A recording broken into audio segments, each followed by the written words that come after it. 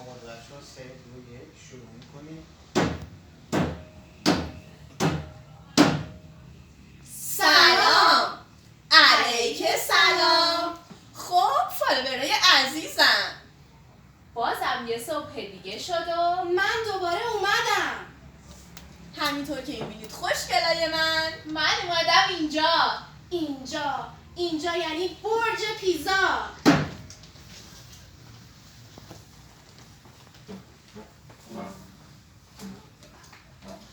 اوه لالا، برج به این بزرگی نمیبینید شما؟ ای شیطونا، چقدر بهتون گفتم مراقب خودتون باشین توی تنهایی‌ها. ببینید جونجونیا، انگار که باید به فکر یه لنز و عینک باشیم برای اون چشما.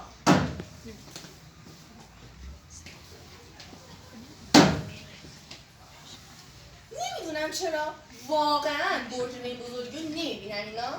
جالبه نه؟ اینکه برج به این بزرگی و فقط من میبینم.